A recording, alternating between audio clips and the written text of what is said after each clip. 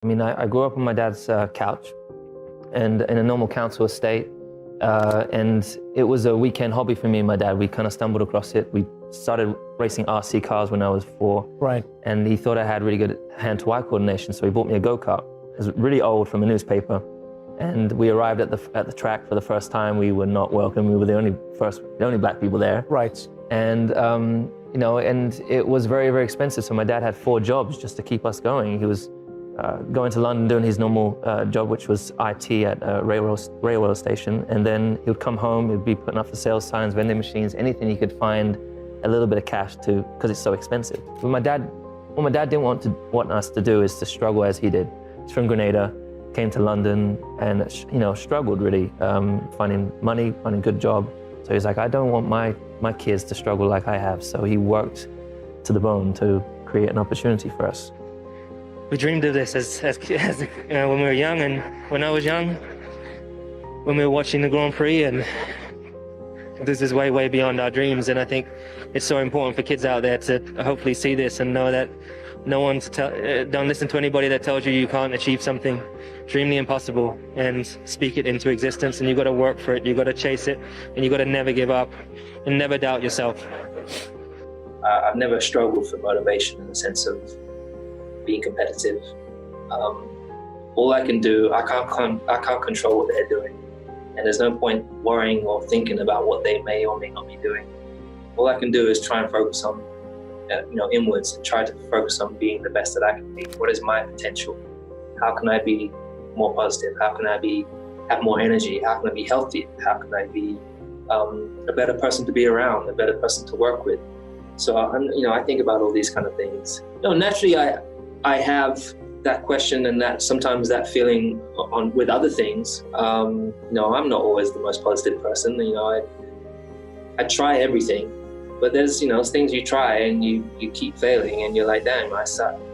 And I could be really negative for a moment and I'm like, no, keep going. So I still have the willpower to get past that wall that hits me in the face.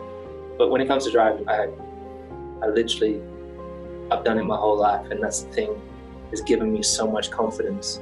I get in the car, put this helmet on, and I'm able to be whoever I want to be. I can be Superman under that helmet if I want to be, And generally when I was at school, I was relatively, I was bullied at school. I was the little kid, and bullied on by the bigger kids. So I was very, very much within my cocoon, or whatever you want to say, in my own space. It's very quiet. But when I get in the car, I was able to put out my elbows and stand up for myself. And then eventually I got confidence. I was able to help stand up for others that were getting bullied at school, because I went to karate and I got black belt. I could whoop someone's butt, which was amazing. So yeah, but I've never doubted myself and I don't doubt myself in the car. I think there was one moment. I think it's much, much easier to learn. There's more to learn when you have failures. That's really where the growth comes from. The biggest growth comes from. But there are still ways, you've got to find ways of growing from the success.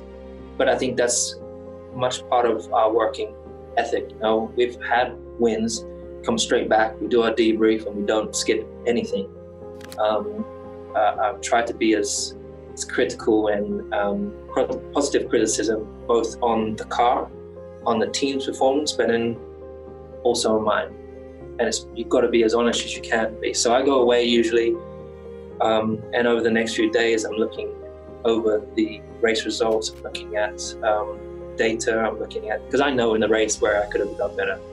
It could be the pit lane entry, it could be exiting the pit box, it could be your qualifying lap not maximizing, it could be mistakes of time you've lost through the race, because ultimately you're always chasing time and you don't like losing time during the race.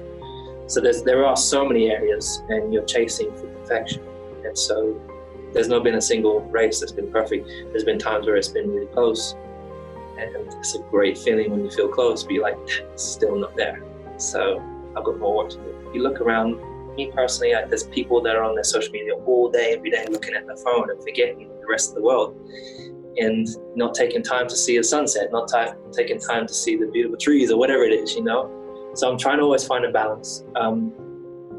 And mentally, it's really about ultimately feeling good about yourself. It's about finding a way to make sure you love yourself. You have to really be able to love yourself, be comfortable in your own. So I've been really spending time trying to, again, just take time for me, making sure that I appreciate me. I appreciate, acknowledging things that you do well, acknowledging also when you fail and you don't do it so great, it's okay. And not being so hard on yourself, all these different things. I have days I wake up and feel groggy, I don't feel motivated to work out, I don't feel, geez, where are we going? What's next, dude? Should I continue racing? I think all these different things. And then I'm like, damn it. And then there'll be the next hour or whatever it passes, I'm like, damn, I love what I do. Why would I ever consider not continuing?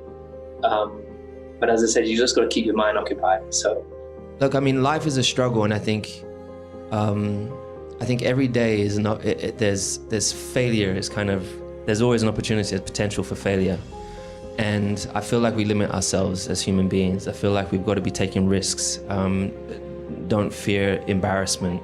Don't fear any hardships. If you don't try, if you don't fail, you'll never know what your limits are, right? You'll be limiting yourself most of the time. Believing in yourself is one of the, I think that's probably been personally one of the most important parts. There's definitely days where I feel like a failure. Believe it or not, I feel like a failure. I feel like I'm not good enough. There's days where I don't like the way you look or the way you dress, whatever it may be. But believing in yourself, learning to love yourself, and just not giving up. That's just never giving up. So I think that's really, believing in myself is really what's enabled me to do what I do on track, and then standing up for what I believe in and just going with your heart.